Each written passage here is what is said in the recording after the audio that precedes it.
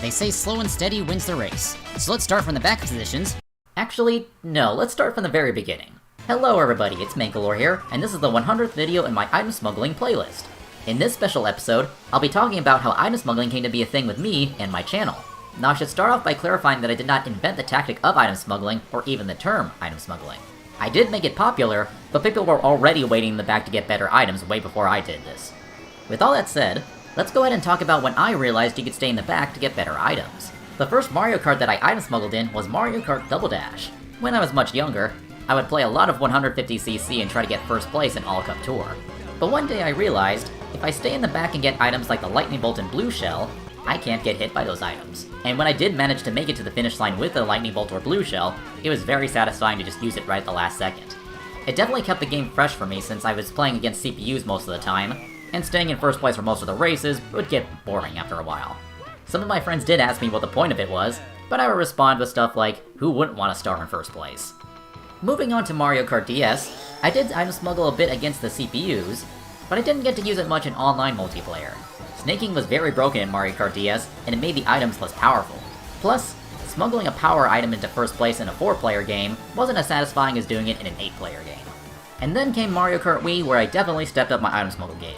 Smuggling against CPUs was getting boring, so I took it to Nintendo Wi-Fi Connection multiplayer, now with 12 players. I always looked for opportunities to hold on to my stars or Mega Mushrooms to dodge the blue shells. I even started setting goals for myself when it came to lightning smuggles. I tried using the lightning in as high a position as possible, and if I managed to use the lightning in first place in a 6-player race, then I would try to do better than that by doing it in a 7-player race, then 8 players, and then 9, and so on. The best that I ever did was using a lightning in 2nd place out of 11 players. In terms of actually reaching the finish line with a shock in hand, I believe the highest I did was 7 players. Now I did not start making videos until around 2011, so unfortunately none of that was ever recorded. Now one interesting thing I found out while making this video is that one of my early videos I used the word smuggle in the description. Now at the time I did not use the term item smuggling regularly, but we'll get to that later. Moving on to Mario Kart 7, I didn't actually do that much item smuggling when the game came out. At the time, I was under the mentality that you always had to be in first place in order to do well in Mario Kart, which is definitely not the case. So I was focusing more on front running. I did not regularly item smuggle in Mario Kart 7 until sometime after I started playing Mario Kart 8. And in that game, I developed a term for this tactic, but it wasn't item smuggling. I called it, and I can't believe I got away with this. It's definitely a mouthful, but that's exactly what I thought when I pulled these off. One of the things that got me back into item smuggling in this game was the Wii U gamepad. It displayed items on the screen, and not everybody paid attention to it, so I was able to hold on to my items and exploit everybody's lack of item awareness. Also, I played the game a lot with online friends, so it was quite fun to mess with them and hold on to the items and just watch them say, "Stop him! Stop him!"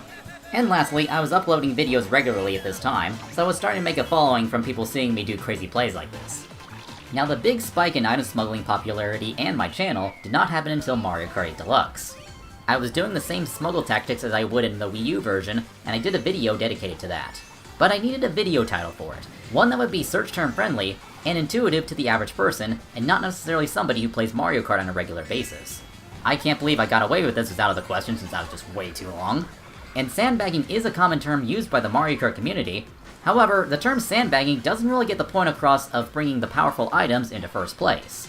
So I then decided that item smuggling would be a better title. Smuggling does have that connotation of bringing something where it shouldn't be, and that in this context would be powerful items like stars and blue shells up to first place.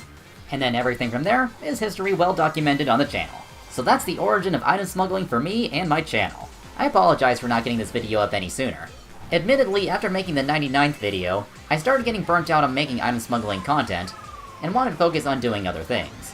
As great as it is to get all the views and revenue from these types of videos, eventually I do get burnt out and want to do other things. Now item smuggling didn't really disappear from the channel, as I was still doing that regularly on my live streams. In other words, I guess I needed a break from doing that type of content, and now that I've had that break, I feel a lot more interested in doing that now. I'll definitely try to get more of these item smuggling videos out on a regular basis. Since I've had such a long break from making these types of videos, I got some really juicy smuggle clips for the next one. Anyway, if you enjoyed this item smuggling history video, then be sure to leave a like and subscribe for more. Out of all of the item smuggling videos you've seen on my channel, let me know which item smuggle is your favorite. Anyway, that's it for this video. Let's go ahead and roll the item smuggle outro. Hey, thanks for watching to the end of the video. If you enjoyed the item smuggles in this video, then check out my item smuggling playlist. And if that's not enough for you, you can buy some I'm Smuggling merch. You can see both of those on your screen right now, and they'll also be in the description below. Thank you all so much for watching, and see you all next time.